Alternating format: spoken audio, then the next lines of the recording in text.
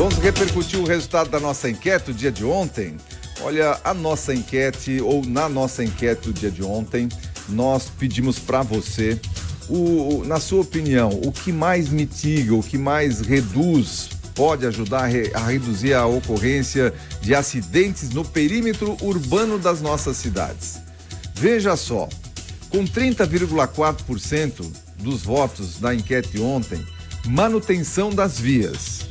Manutenção das vias ganhou aqui, né, com 30,4% dos votos dos nossos ouvintes que participaram da enquete do dia de ontem. Na segunda colocação ficou operações de trânsito pela Polícia Militar. Veja que as pessoas aqui da nossa cidade, mais uma vez, fica comprovado que as pessoas apoiam a Polícia Militar nas operações de trânsito, tanto que ficou na segunda colocação dentre as opções aqui, de que as pessoas acham que mitigam, que reduz a ocorrência de acidentes no perímetro urbano das nossas cidades, as operações de trânsito da Polícia Militar, logo na sequência da manutenção das vias. Na terceira colocação ficou a instalação de lombadas eletrônicas, 19,6%. Com 16,1%, melhor identificação visual, placas, faixas, etc.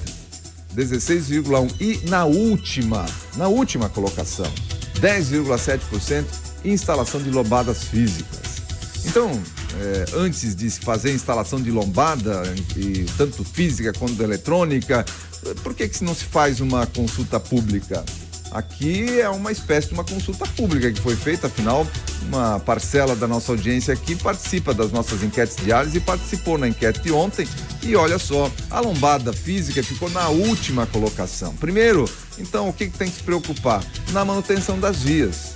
Portanto, as proposições aí das nossas autoridades devem estar mais voltadas em apoiar a Polícia Militar na adoção na compra de equipamentos, fazer pressão junto ao governo do estado para mais efetivo. Isso sim, isso seriam ações que poderiam ser plenamente apoiadas. Vamos conseguir, vamos pressionar, vamos juntar a Câmara de Vereadores, juntar a Câmara de Vereadores de todos os municípios aqui da região, vamos juntar prefeituras, prefeitos, vamos fazer pressão para ter mais efetivo da Polícia Militar aqui, para ficar mais adequado, porque olha só o que a população pensa, as operações da Polícia Militar são mais efetivas do que lombada física, por exemplo. Né? A manutenção das vias é muito importante também, para que se evite acidentes, claro. Então, tá aqui uma amostra. É só pegar e olhar para isso antes de sair tomando decisões, né, que não estão de acordo com o anseio da comunidade, muitas vezes nem de acordo com uma lógica também.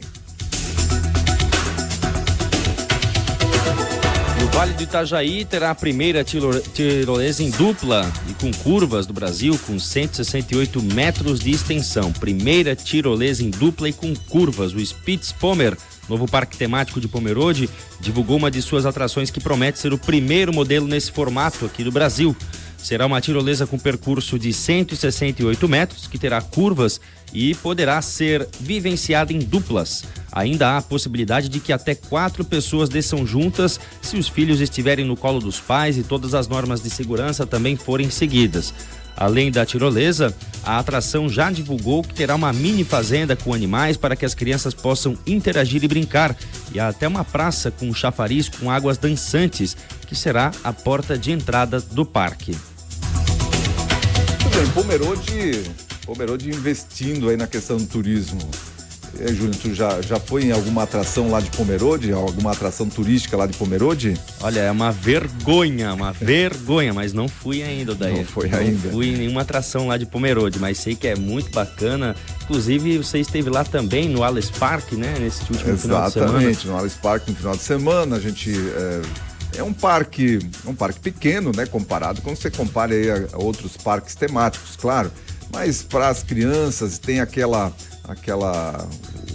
área lá onde é gelada, né? Gélida, 10 graus negativos, você entra lá com uma roupa especial, pode escorregar lá numa plataforma de gelo, enfim, e bastante atração gastronômica também, opção gastronômica dentro do Allianz Parque aí. Mas o Allianz Parque vai crescer, existe inclusive projeto, ele está encostado ali numa montanha, né, ali em Pomerode, E há projetos, inclusive, da construção de um teleférico, com um restaurante lá no alto da montanha, teleférico. Enfim, Pomerode, os investidores, na verdade, né, estão olhando para Pomerode com bons olhos e perspectivas boas para o futuro na questão do investimento do turismo. Isso é bom para a cidade, isso é bom para a nossa região, que tem aí na veia a possibilidade de explorar muito essa questão turística. Tem muito que melhorar ainda, né? Mas Pomerode está saindo na frente em todos os aspectos. A gente sempre ressalta isso por aqui. Pomerode explorando muito bem essa questão do turismo e agora já anunciando aí mais uma atração, uma tirolesa que pode ser a primeira tirolesa em curva do Brasil e que ainda pode ser utilizada em dupla, né? Então Pomerode mais uma vez saindo na frente. Isso é bom, repito, isso é bom aqui para nossa região. Traz também turismo, a gente acaba sendo beneficiado com isso na questão hoteleira, questão dos nossos atrativos turísticos aqui na região de Timbó e outras cidades do entorno também. E ficamos sempre na expectativa de que as nossas cidades também consigam investir mais nessa questão do turismo, né?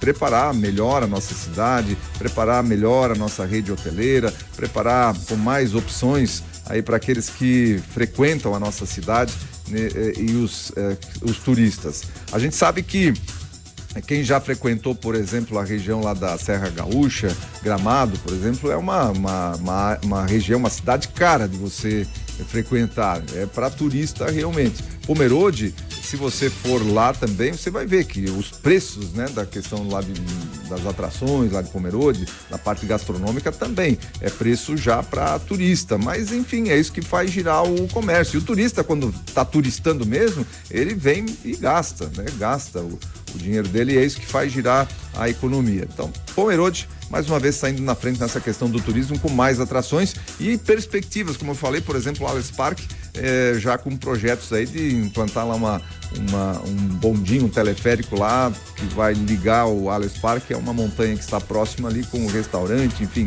grandes projetos em vista.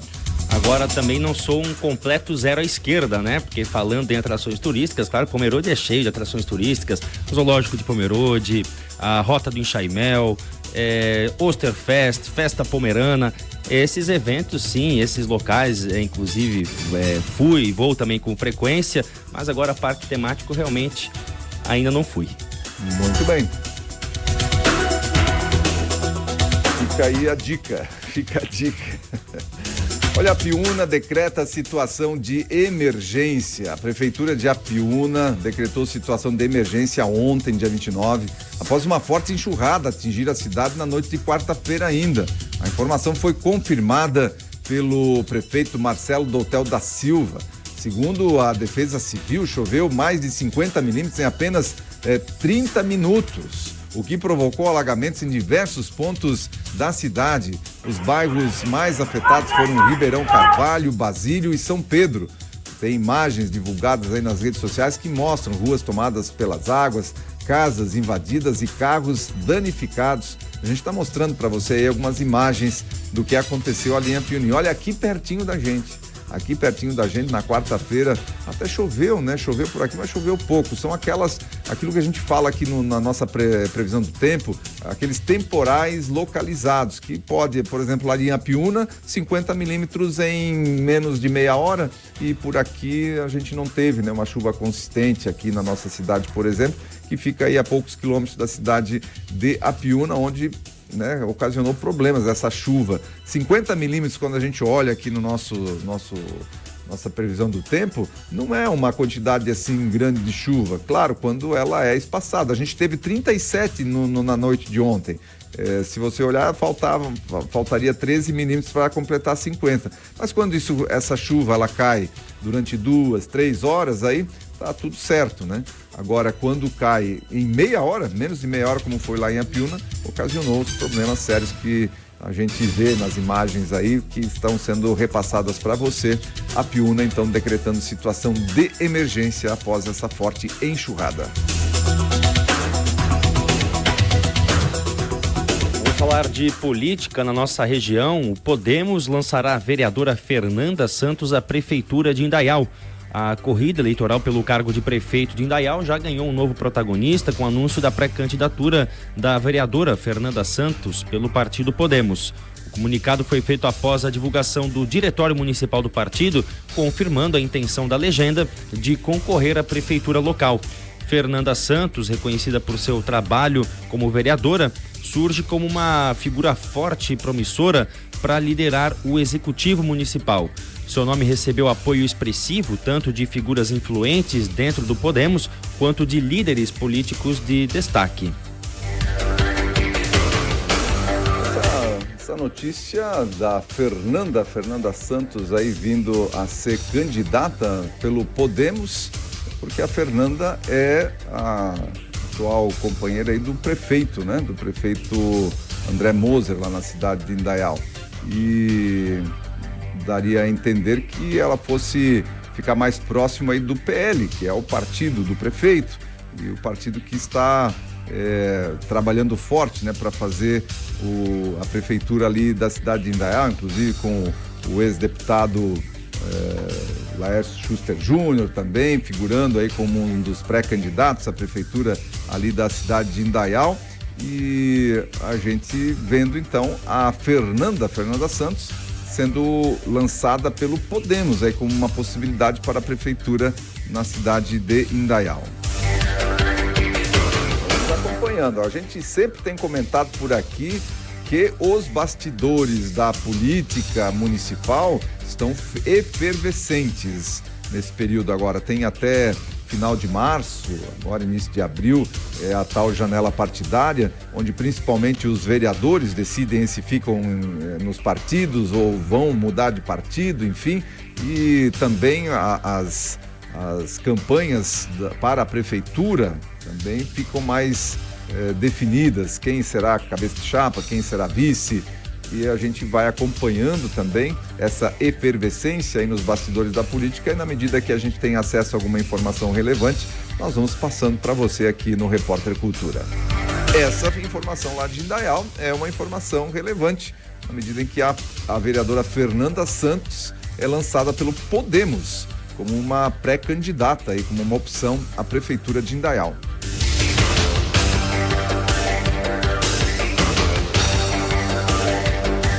Notícia agora que vem lá da cidade de Blumenau. Vereadores aprovam lei que multa usuários de drogas em locais públicos e proíbe ações de apologia ali na cidade de Blumenau.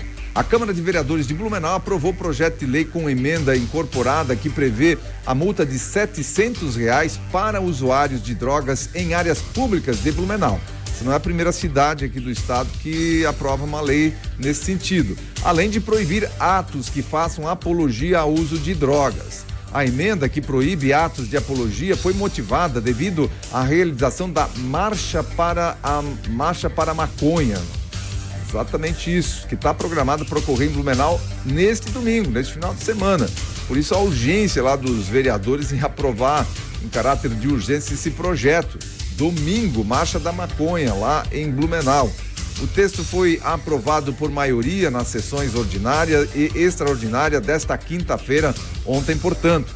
A matéria prevê que, sem prejuízo da responsabilidade penal cabível, quem adquirir, transportar, trouxer consigo e usar drogas ilícitas em áreas ou logradouro público sem autorização ou em desacordo com determinação legal ou regulamentar, ficará sujeita à sanção administrativa de multa no valor de R$ 700, valor que será dobrado quando a infração tiver sido cometida nas dependências ou imediações de instituições de ensino, escolas, portanto, hospitalares, prisionais, entre outros.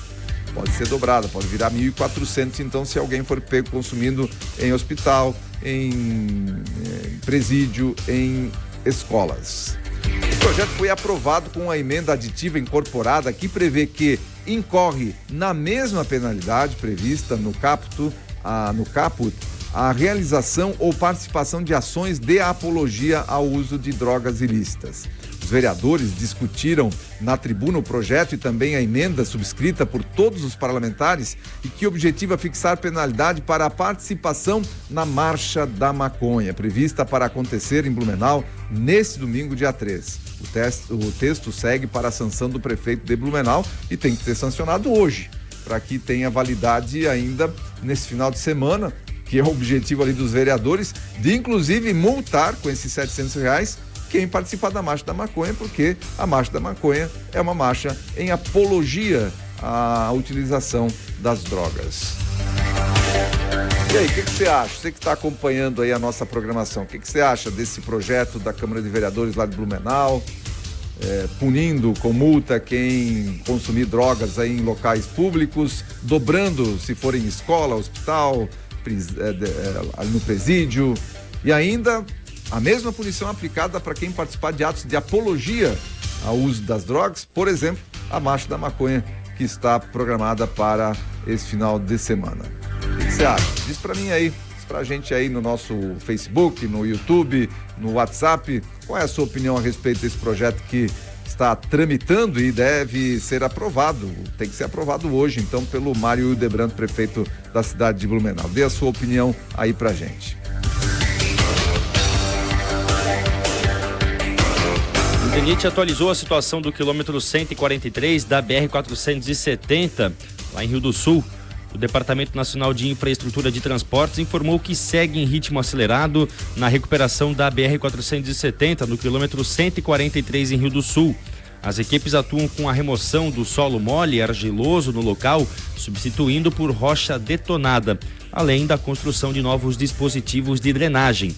No último dia 17 de fevereiro, o DENIT informou que a rodovia ficaria totalmente fechada por pelo menos 20 dias. Agora, depois da conclusão dos estudos e também da consolidação do projeto de recomposição do corpo estradal da rodovia, o DENIT estima que os serviços se estenderão até a segunda quinzena de março. O DENIT ressalta que, diante da necessidade de um serviço complexo e minucioso de troca de solo e demanda por soluções específicas de geotecnia, segue atuando com capacidade total para recuperar o trecho o mais rápido possível. Vamos, inclusive, acompanhar aí uma manifestação do responsável pelo DENIT a respeito dessa obra. Relativamente aos prazos para entrega do quilômetro 143 na BR-470, o DENIT havia feito uma estimativa, em 17 de fevereiro, de pelo menos 20 dias com a rodovia fechada.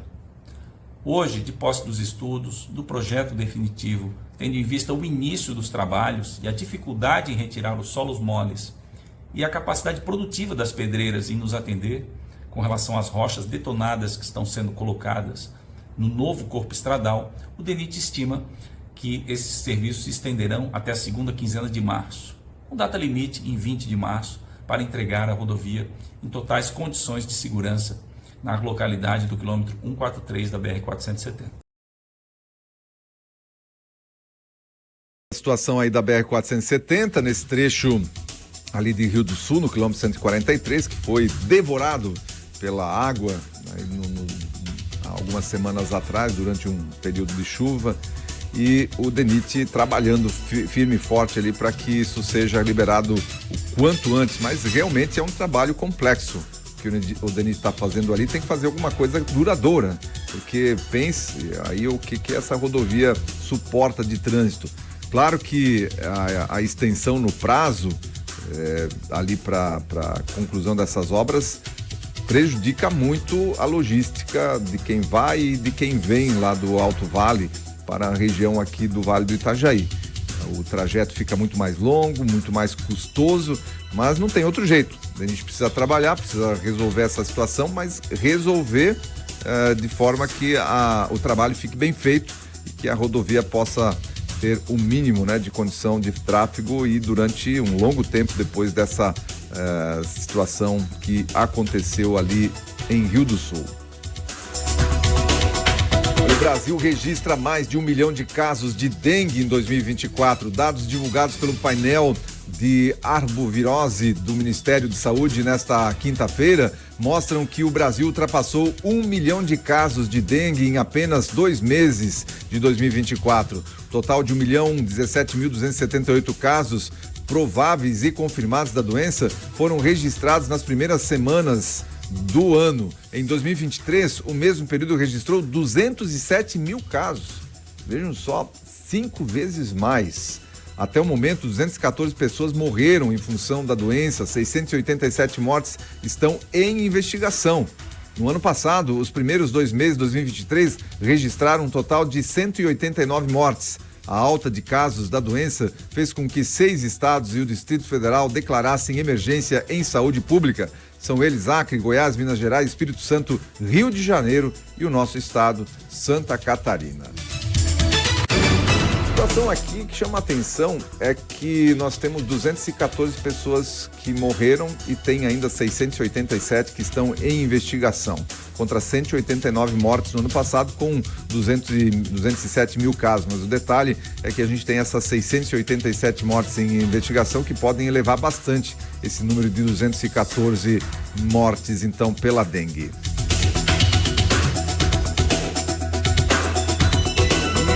Vamos lá, né? Eu quero só fazer duas questões. A mais importante delas é sempre ressaltar aqui a importância da conscientização, da nossa responsabilidade como cidadãos no combate à dengue, no cuidado que a gente deve ter aí com aqueles pontos na nossa casa, na nossa empresa, que podem podem gerar, então, focos do mosquito da dengue. E aí, por conseguinte, a gente poder ser infectado aí pela dengue. A dengue, sempre lembrando, né, é o mosquito que causa a dengue. A dengue não é contagiosa. Uma pessoa com dengue, ela não transmite dengue para outra pessoa pelo contato, pela respiração, enfim, por nenhum tipo de contato.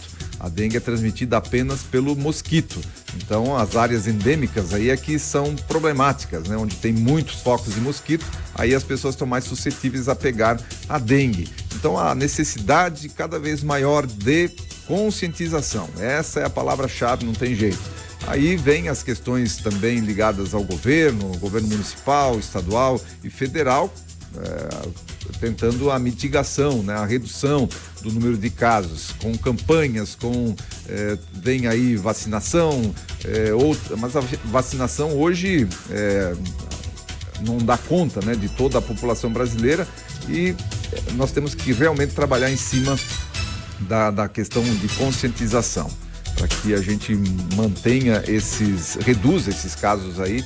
E agora vem o inverno, a tendência, né, o outono e inverno, aí a tendência do número de casos é baixar, claro.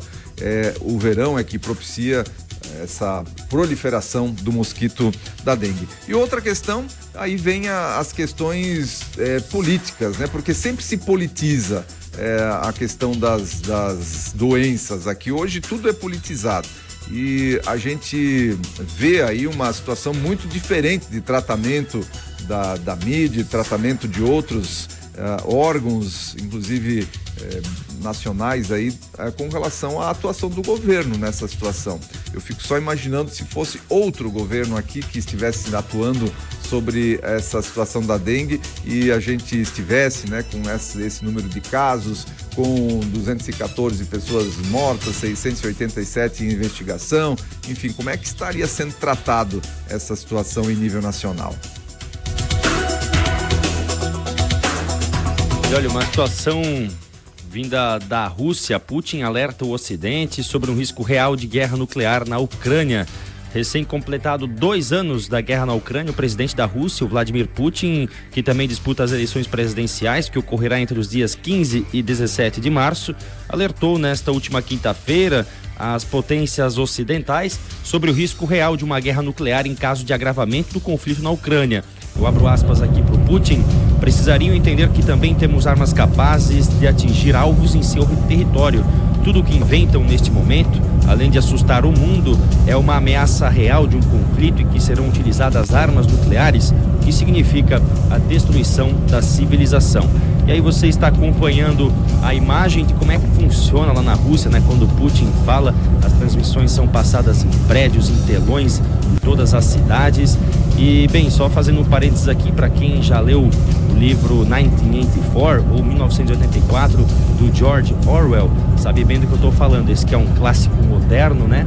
Onde um herói, ele está preso aí dentro de um estado totalmente totalitário, onde tudo é feito de forma coletiva, mas todos vivem sozinhos e ninguém escapa aí da vigilância do grande irmão, das câmeras do grande irmão. Opa, grande irmão, te lembra alguma coisa, Odair? Big Brother.